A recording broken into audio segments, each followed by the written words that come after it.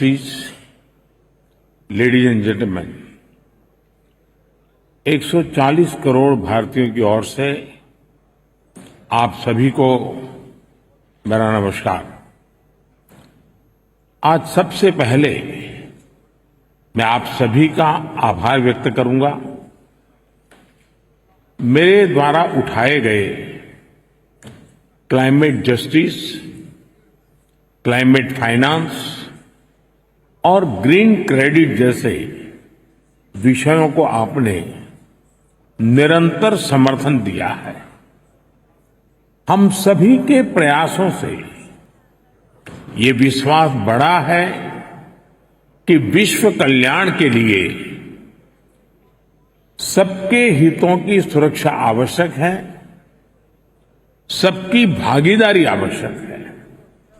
Friends, आज भारत ने ecology और इकोनॉमी के उत्तम संतुलन का उदाहरण विश्व के सामने रखा है। भारत में विश्व की 17% आबादी होने के बावजूद ग्लोबल कार्बन एमिशंस में हमारी हिस्सेदारी ओनली 4% से भी कम है। भारत विश्व की उन कुछ इकोनॉमीज में से एक है जो एनडीसी टारगेट्स को पूरा करने की राह पर है। एमिशंस इंटेंसिटी संबंधी टारगेट्स को हमने 11 साल पहले ही हासिल कर लिया है।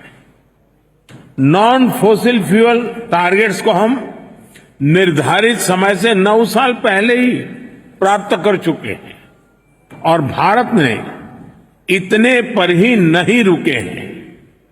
हमारा लक्ष्य 2030 तक एमिशंस इंटेंसिफाई को 45% घटाना है। हमने तय किया है कि नॉन फॉसिल फ्यूल का शेयर हम बढ़ाकर 50% करेंगे और हम 2070 तक नेट जीरो के लक्ष्य की तरफ भी बढ़ते रहेंगे। फ्रेंड्स, भारत ने अपनी G20 प्रेसिडेंसी में one earth, one family, one future की भावना के साथ क्लाइमेट के विषय को निरंतर महत्व दिया है। सस्टेनेबल फ्यूचर के लिए हमने मिलकर ग्रीन डेवलपमेंट पैक्ट पर सहमति बनाई। हमने लाइफस्टाइल फॉर सस्टेनेबल डेवलपमेंट के सिद्धांत तय किए। हमने वैश्विक स्तर पर रिन्यूएबल एनर्जी को 3 गुना करने की प्रतिबद्धता जताई। भारत ने ऑल्टरनेट फ्यूल्स के लिए हाइड्रोजन के क्षेत्र को बढ़ावा दिया और ग्लोबल बायोफ्यूल्स अलायंस भी लॉन्च किया। हम मिलकर इस नतीजे पर पहुंचे कि क्लाइमेट फाइनेंस कमिटमेंट को बिलियन से बढ़ाकर कई ट्रिलियन तक ले जाने की आवश्यकता है। साथियों, ग्लासगो में भारत ने आइलैंड स्टेट्स के लिए इंफ्रास्ट्रक्चर रेजिलिएंट इनिशिएटिव की शुरुआत की थी। भारत 13 देशों में इससे जुड़े प्रोजेक्ट्स तेजी से आगे बढ़ा रहा है।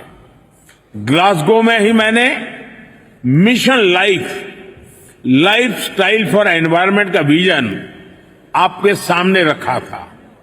इंटरनेशनल एनर्जी एजेंसी की स्टडी कहती है कि इस अप्रोच से हम 2030 तक प्रति वर्ष 2 बिलियन टन कार्बन एमिशन कम कर सकते हैं।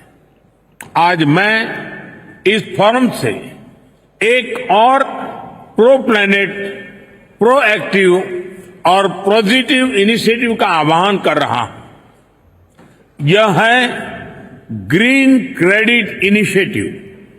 यह कार्बन क्रेडिट की कॉमर्शियल मानसिकता से आगे बढ़कर जन भागीदारी से कार्बन सिंक बनाने का अभियान है।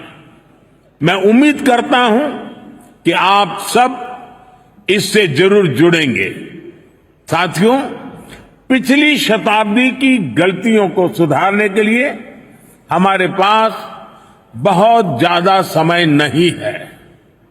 मानव जाति के एक छोटे हिस्से ने प्रकृति का अंधाधुंध दोहन किया, लेकिन इसकी कीमत पूरी मानवता को चुकानी पड़ रही है।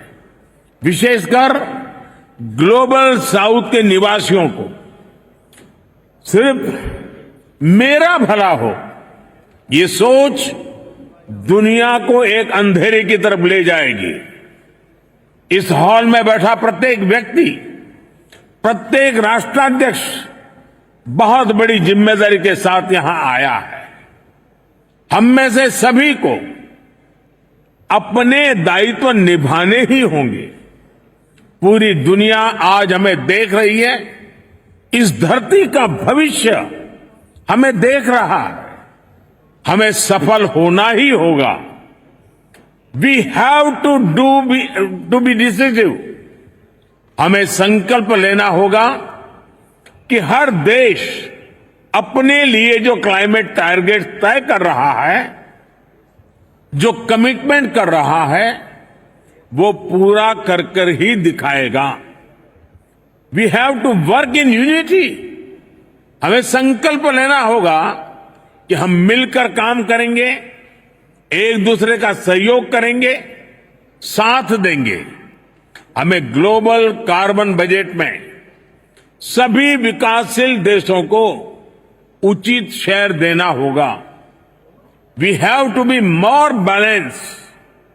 हमें यह संकल्प लेना होगा कि adoption, mitigation, climate finance, technology, loss and damage, इन सब पर संतुलन बनाते हुए आगे बढ़ें। We have to be ambitious. हमें संकल्प लेना होगा कि एनर्जी ट्रांजिशन जस्ट हो, इंक्लूसिव हो, इक्विटेबल हो। We have to be innovative. हमें यह संकल्प लेना होगा कि इनोवेटिव टेक्नोलॉजी का लगातार विकास करें। अपने स्वार्थ से ऊपर उठकर दूसरे देशों को टेक्नोलॉजी ट्रांसफर करें। क्लीन एनर्जी सप्लाई चेन को सशक्त करें। Friend, Bharat UN framework for climate change process के प्रति प्रतिबद्ध है। इसलिए आज मैं इस मंच से 2028 में COP 2028 में COP 33 समिट को भारत में होस्ट करने का प्रस्ताव भी रखता हूं। मुझे आशा है कि आने वाले 12 दिनों में ग्लोबल स्टॉक टेक की समीक्षा से हमें सुरक्षित और उज्जवल भविष्य का रास्ता मिलेगा। कल लॉस एंड डैमेज फंड को ऑपरेशनलाइज करने का जो निर्णय लिया गया है, उससे हम सभी की उम्मीद और बड़ी है। मुझे विश्वास है यूएई की मेजबानी में ये COP 28 समिट सफलता की नई ऊंचाई पर पहुंचेगी। मैं मेरे brother his highness Sheikh Mohammed bin Zayed और संयुक्त राष्ट्र संघ के secretary general his excellency Guterres को मुझे ये विशेष सम्मान देने के लिए विशेष रूप से आभार व्यक्त करता हूं। आप सभी का बहुत बहुत धन्यवाद। Thank you.